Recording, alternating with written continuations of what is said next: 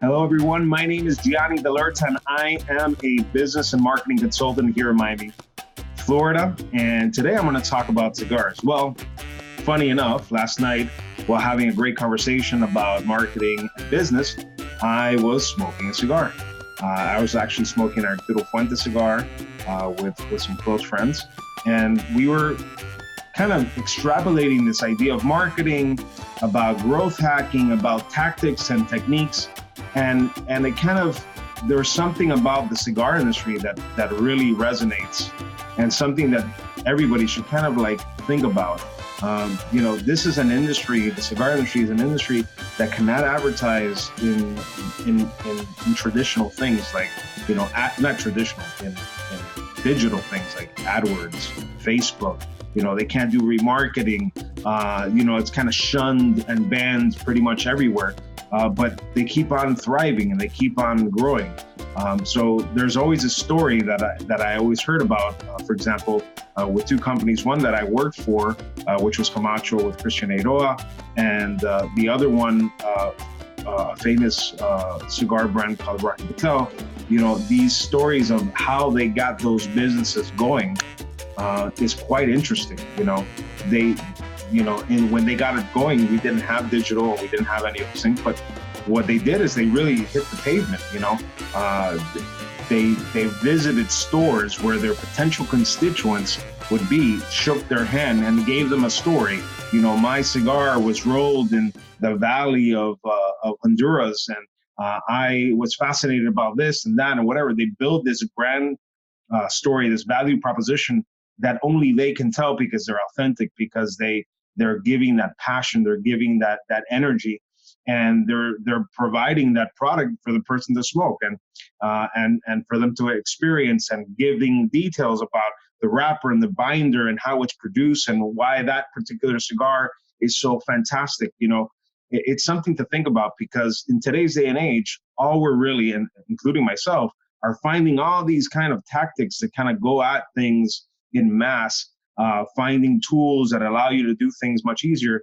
But ultimately, if you look at that industry, an industry that's still thriving and making a lot of money, they did this in a grassroots effort.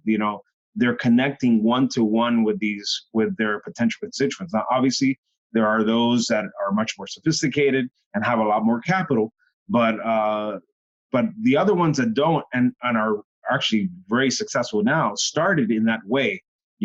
I remember Christian Eiroa telling me that, when he started the brand, or he took over the brand, he basically got on a plane, got all his salespeople together. And granted, obviously that's a capital expense, but it was the way to open accounts in a very rapid and fast way, where they landed in a hotspot, let's say Tampa, for example, or Atlanta or anything, and basically rented cars or took, there was no Uber or anything during those days, but they rented cars and just hit as many cigar stores as they possibly could with their product to give for people to try out, for the store to understand, to tell that story, to tell them that we just came in on a plane and we're landing here now. We want to show you this fantastic product. That story becomes viral. That becomes a very interesting thing. And especially with Rocky Patel. I mean, anybody that, if you ask someone that smokes a Rocky Patel or fanatics of the brand, you will most likely hear that person say, I met Rocky Patel, or I have seen him at an event, or I shook his hand, or whatever. They're very accessible individuals, and they continue to propagate that brand, that understanding. And so I consider that something as a lesson, that even when everybody really is pushing on all these digital means and all these tactical things to do, it could be as simple as going to a networking event and trying to meet as many of those people in that networking event as possible, and see how you can provide value.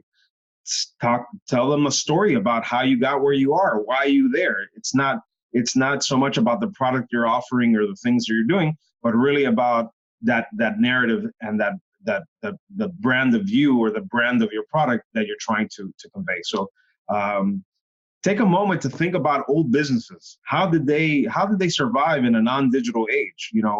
And you may be surprised by the things you find.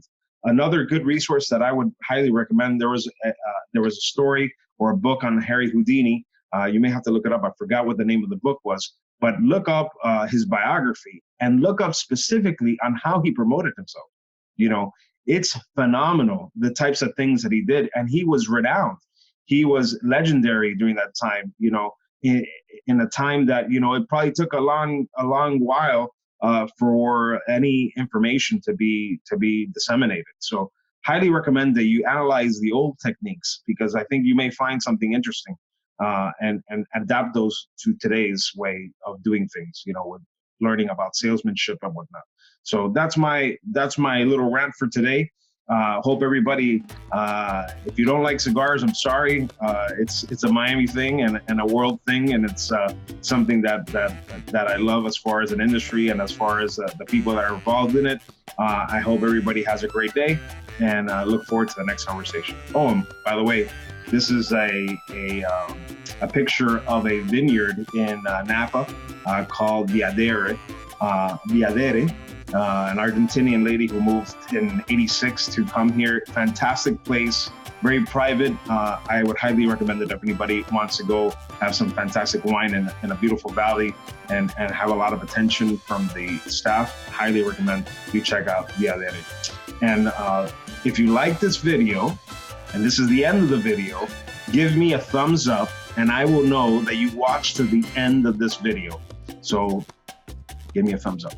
Or give me a like or whatever the hell LinkedIn does. So have a great day. Bye-bye.